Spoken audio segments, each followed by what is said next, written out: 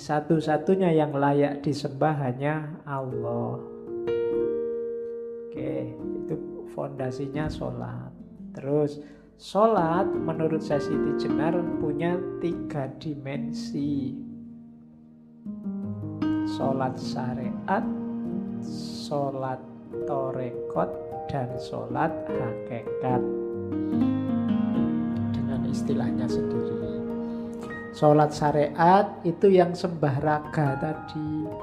Iyalah, wong yo kendaraannya ini. Kalau nggak ada bukti aktivitas fisiknya, nanti tidak kelihatan kepatuhannya. Ya buktinya kita tunduk pada Allah itu ada sembah raga. Ya sholat lah, ya zakat lah. Jangan cuma diambil semangatnya. Pak, sholat itu kan doa Pak. Saya sudah berdoa tiap hari Pak. Sholat itu kan intinya ingat sama Allah Pak. Saya ingat terus Pak sama Allah. Jadi saya nggak perlu sholat. Kalau kamu ingat dan percaya sama Allah, Allah nyuruh kamu sholat. Kan gitu. Saya sering menganalogikan pintu dan rumah.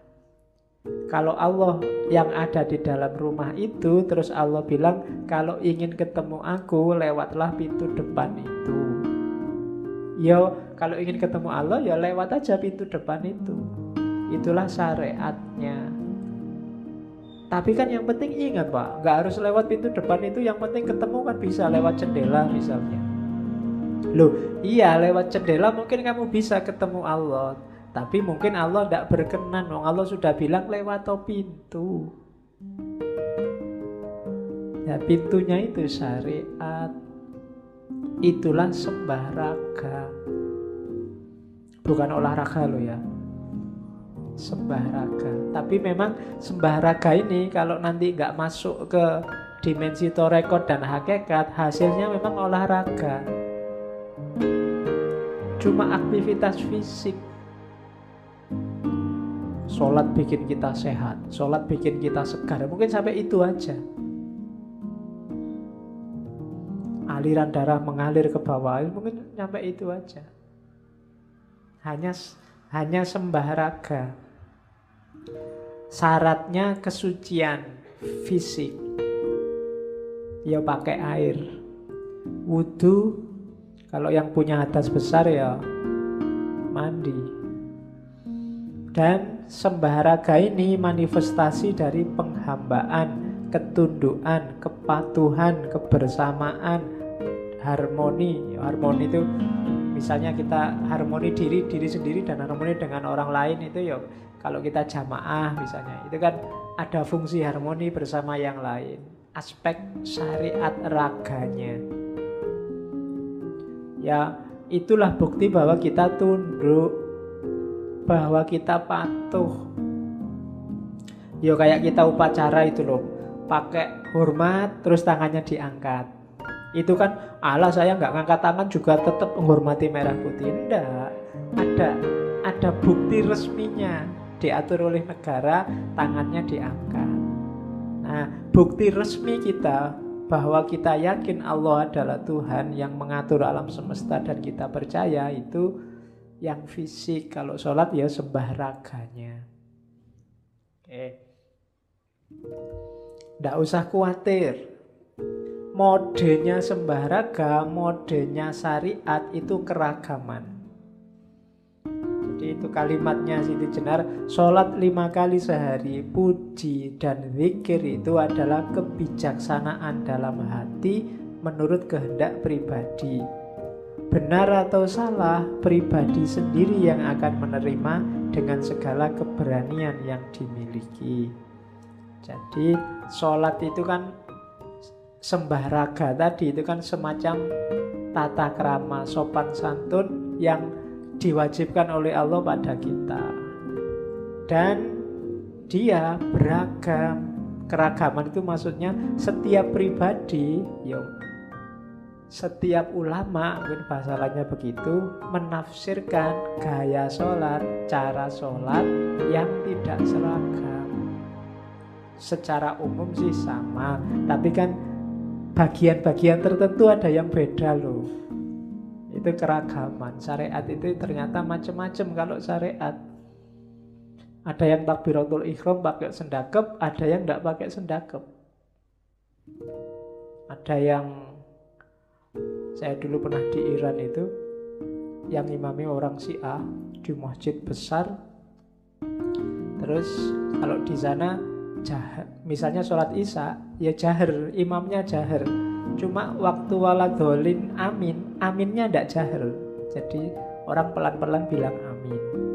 Kalau saya dari Indonesia kan ya terbiasa jahar terus. Jadi waktu waladholin saya teriak sendirian amin. Orang sana-sana podo ngelirik. Iya, Indonesia mesti itu. Kayaknya kelihatan. Kan dikasih tanah Karbala itu ditaruh di bawah. Kalau kita tidak ngasih mungkin dianggap lupa terus dikasih. Kalau orang Indonesia kan dikasih tanah ya sujudnya agak menceng dikit. Jadi geser dikit biar nggak kena tanah itu. Itu syariat. Jadi fikihnya kalau Syiah kan fikih Ja'fari. Kalau kita pakai Syafi'i. Ada yang takbiratul ihram, wong sama-sama takbiratul ihram sendakep aja yang di atas perut, ada yang di dada kayak orang kena tembak itu, ada yang gini loh. Saya lihat ada loh yang Allahu Akbar itu gini. Sakit sekali dadanya kelihatan. Ya. Ada yang dibawa udel, macam-macam. Ada yang memahami softnya harus rapat sampai kakinya diinjak. Saya sering begitu. Kaki diinjak kita minggir, dikejar lagi, minggir lagi, dikejar lagi. Ayo. Iya. Kamu sholat kok jadi perlombaan nginjek kaki. Jadi kan itu syariat macam-macam. Tidak usah kaget, memang modenya beragam. Tidak apa-apa. Setiap orang sholat sesuai kemantepannya masing-masing. Itu tadi makanya keyakinan hatinya masing-masing. Loh, orang yang yakinnya benar di dada atas tadi, kalau dipaksa sholat disuruh menurunkan sendakepnya, ya dia jadinya tidak khusyuk. Orang yang biasanya mepet sampai nginjek kaki, terus dia tidak bisa nginjek kaki, itu gelisah mesti sholatnya. Aduh, kapan dapat kaki ini ya biar sholatnya sah, kan mesti begitu. Jadi itu modenya syariat. Beragam, tidak masalah. Jalani aja sesuai kemantepan. Itulah karakter dunia fisik. Fisik macam-macam. Oh, tasahud aja ada yang biasa, ada yang bergetar, ya kan? Itu cuma sekedar tasawuf. Ada yang enggak berdiri sama sekali, lemas terus. Ada yang seru. Lah iya lho, macam-macam, coba aja kamu lirik. Jadi itu modenya orang sholat. Ya monggo, masing-masing mazhab punya aturan sendiri. Terus itu level sembah raga. Naik kelas dikit ada namanya sholat torekot atau sholat torek. Ada yang bilang torek itu bukan torekot, tapi dari kata-kata taroki. Taroki itu naik, lawannya tanazul. Tanazul itu turun. Ya monggo lah. Tapi istilahnya memang namanya sholat torek. Sholat torek ini sembah cipta. Jadi inilah dimensi batinnya sholat. Sholat yang tidak cuma olahraga. Kalau tadi yang jasmania bersucinya pakai air, yang ruhania bersucinya memerangi hawa nafsu. Kenapa banyak orang mengeluh susah sholat khusyuk? Karena belum bersuci. Masih penuh hasrat, penuh ambisi, penuh hawa nafsu, apalagi yang jelek-jelek. Konsentrasi mesti susah. Batinmu masih rame, urusannya masih banyak. Urusan macam-macam, dunia ngantri di dalam sini semuanya. Susah sholat khusyuk. Lagi enak-enak sholat ini muncul semua satu demi satu. Saya saya pingin kusuk, nggak pingin inget-inget ini, nggak pingin inget-inget ini. Ya, ketika nggak pingin itu muncul satu-satu. Jadi belum bersuci, sucikan dulu, buang semua yang duniawi, apalagi yang sifatnya hawa nafsu. Saya lupa mendengar apa membaca di mana, itulah antara lain makna gerakan takbiratul ihram yang mengangkat dua tangan sejajar pundak atau sejajar telinga. Itu semacam isyarat semua yang di luar hubungannya sama Allah minggir. Minggirlah. Begitu katanya. Itu simboliknya, tapi yang jelas perangi dulu hawa nafsu. Kalau batinmu masih rame, akalmu masih rame dengan hasrat, ambisi, nafsu, mbok kamu punya sertifikat sholat khusyuk 5, susah kamu, kan ada pelatihan sholat khusyuk itu. Iya, sholat khusyuk sekarang jadi pelatihan. Jadi ya susah khusyuk. Kenapa? Ada syarat bersucinya. Sebagaimana yang raga ada syarat bersucinya. Yang membantu sholat khusyuk adalah kalau kita paham yang kita baca dan kemudian kita jalankan dalam hidup yang sebenarnya apa yang kita baca. Itu pasti khusyuk. Kalau dalam iftitah misalnya kita membaca inna sholati wa nusuki wa mahyaya wa mamati lillahi rabbil alamin. Sesungguhnya sholatku, ibadahku, hidup dan matiku hanya untuk Allah. Kalau ingin khusyuk beneran, hidupmu kayak gitu beneran. Kalau kamu baca Fatihah bismillah alhamdulillahi rabbil alamin, segala puji hanya bagi Allah, yang layak dipuji hanya Allah. Kita ini lemah, tidak ada kebaikannya apapun tanpa bantuan Allah, maka alhamdulillahirabbil alamin. Iyyaka na'budu wa iyyaka nasta'in. Aku tidak butuh siapapun dan tidak akan nyembah siapapun kecuali hanya Allah saja. Dan benar dalam hidup kita jalani itu. Dan seterusnya. Semua bacaan-bacaannya, doa-doanya kita hayati dan hidup dalam keseharian kita. Itulah sholat torek. Dari situ lahir kekhusyuan. Tidak cuma kekhusyuan dalam sholat, tapi juga kekhusyuan dalam hidup kita. Itulah yang oleh Al-Quran disebut tanha anil fahsya wal munkar. Kenapa banyak orang sholat masih tetap korupsi? Banyak orang jahat masih tetap korupsi. Cowok cewek pacaran nginep berdua di hotel dan jamaah dulu sebelum tidur bareng. Loh kok kamu ketawa, jangan-jangan pernah? Itu sholatnya hanya olahraga, sembah raga. Belum torek, belum tanha anil fasya wal munkar. Jadi makomnya harus naik. Sholat torekot.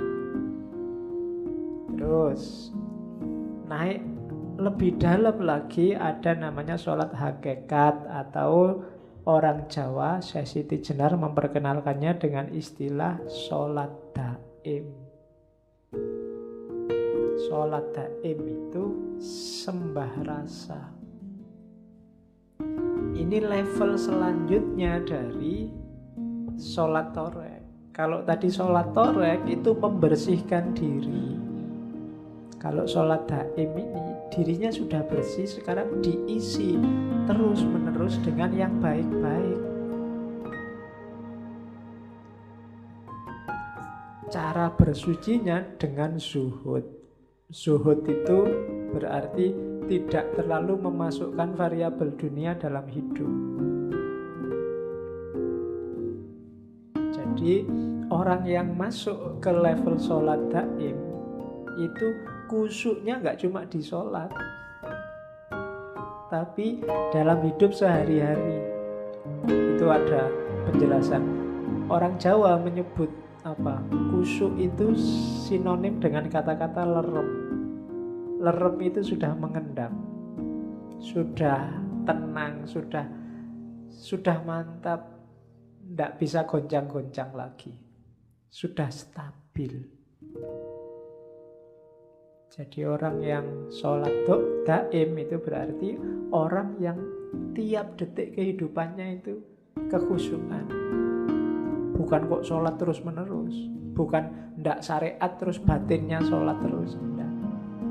Ya syariat, ya torekot, tapi berlanjut terus dalam hidupnya, itulah sholat daim.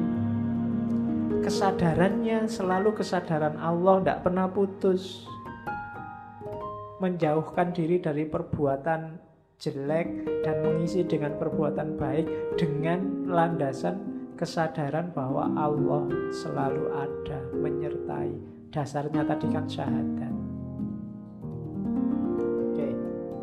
Hasilnya apa? Ketenangan, keteguhan, tidak mungkin was-was, tidak mungkin khawatir. Makomnya aulia, la khaufun alaihim walahum yahzanun. Kalau kita masih sering gelisah, masih sering was-was, sering khawatir oleh apapun, berarti belum masuk ke ranah sholat daim. Orang yang masuk ke makom sholat daim ini, day to day, detik per detik, hidupnya selalu bareng Allah. Namanya sembah rasa, sembah rasa. Jadi rasa hidupnya, cita rasa hidupnya itu sudah cita rasa Allah. Itu namanya sholat daim. Kalau sholat daim tidak berwaktu lagi, sudah terus menerus. Inilah sholat yang dibawa dalam kehidupan nyata, bukan sholat yang hanya di dalam masjid, keluar masjid kumat seperti semula. Ya. Oke, terus ini dari serat Siti Jenar. Ini juga disalahpahami. Ada yang bilang gara-gara ini dianggap pengikutnya saya Siti Jenar itu tidak sholat, tidak Jumatan.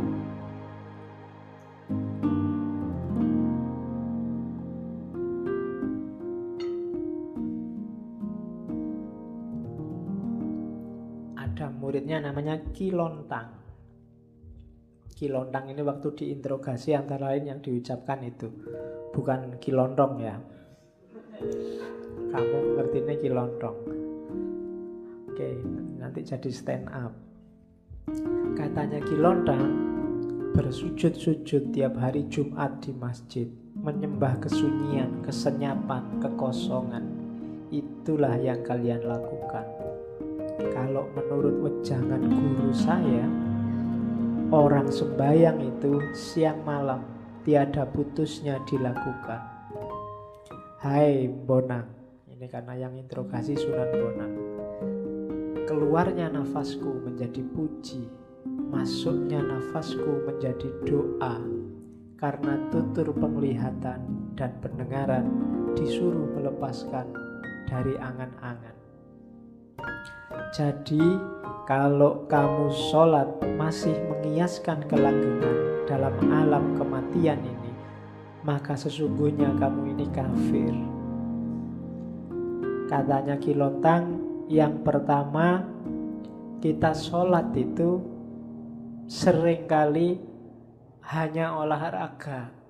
Itu yang dimaksud menyembah kekosongan, kesunyian, gak ada apa-apa, gak ada efeknya. Itu loh yang disembah sopo. Fisiknya aja kadang juga tidak terlalu serius. Ada yang cowoknya ngalang-ngalai pesawat mau take off. Saya, kalau Ramadan nanti ada yang terawihnya cepetnya luar biasa. Itu ngapain? Kita sholat kan sedang berkomunikasi loh dengan yang paling maha puncak, Allah yang tiap hari merindukan kita. sedang berhadapan-hadapan itu kok kelihatan kita tidak kerasan sekali. Allah Akbar.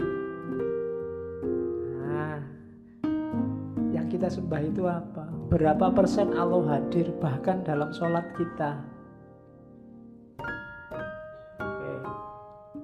Jadi itu yang bahasanya Kilondang, menyembah kekosongan. Kalimat lainnya, sholat tanpa memahami hakikatnya seperti menyembah bumbung.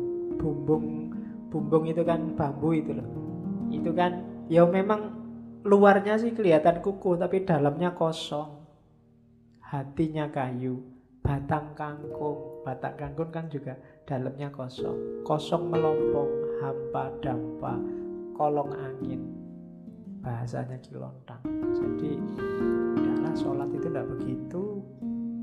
Kalau hanya olahraga, kita sedang nyembah bumbung kosong. Tidak ada nilainya. Iya sih luarnya kelihatan ada, tapi dalamnya tidak ada apa-apanya. Dapatnya cuma capek. Kalau puasa dapatnya lapar. Kalau guruku, katanya Kilondang, tiap detik kehidupannya adalah sholat. Makanya tadi saya bilang enggak, para wali itu justru mereka yang maniak ibadah, maniak syariat, tapi tidak berhenti di syariat. Syariat itu hanya wadahnya, lantarannya untuk naik ke wilayah yang lebih tinggi, dan puncaknya adalah bertemu dengan Allah. Terus ada lagi sindiran, sholat yang mencuri katanya. Apa sih sholat yang mencuri itu? Di serat Sesi Jenar, pada waktu saya sholat, budi saya mencuri. Pada waktu saya zikir, budi saya melepaskan hati, menaruh hati pada seseorang. Kadang-kadang menginginkan keduniaan yang banyak, lain dengan zat Allah yang bersama diri. Jadi sholat dan semua amal ibadah itu kan semacam permintaan Allah untuk kita lakukan. Harusnya demi Allah. Tapi kita melakukan banyak sekali ibadah tidak demi Allah, tapi berpamrih kayak tadi. Pamrihnya macam-macam, bahkan banyak yang keduniaan. Barang siapa sholat jamaah isya dan subuh tanpa terputus, maka rezekinya akan dan kita rajin sholat isya dan subuh tanpa putus, kincer apa? Rezekinya lancar. Itu yang oleh Sesi Jenar disebut sholat yang mencuri, akal budi yang mencuri. Padahal bukan itu harusnya. Bukan duniawi targetnya sholat itu. Jadi jangan kesana. Kalau kesana mencuri kamu. Harus tetap Allah. Inna lillahi wa inna ilaihi roji'un. Terus. Dan ini nanti kalau dikomparasi dengan ayat, kritiknya Sesi Jenar misalnya bisa dikomparasikan dengan surat Al-Ma'un, fawailul lil musallin, orang-orang sholat yang hasilnya malah neraka. Kenapa? Sholatnya karena riya. Alladzina hum yura'un walladzina hum an sholatihim sahun. Sholatnya lalai. Terus ada juga surat Al-Mu'minun yang artinya sholat itu harus khusyuk. Khusyuk itu yang pertama menghindarkan diri dari hal-hal yang sia-sia. Yang kedua tidak menyia-nyiakan waktu serta tempat. Yang ketiga menunaikan zakat. Ya, yang kedua. Yang ketiga menjaga kehormatan diri. Yang keempat menepati janji dan seterusnya. Jadi semua yang diomongkan Sesi Jenar itu, ini kan karena banyak yang kritik, dianggapnya Sesi Jenar itu ngarang, tidak ngerti syariat, tidak pernah ngaji. Tidak mungkin lah. Kalau dilihat dari silsilahnya beliau, masih ada garis keturunan sampai ke Nabi.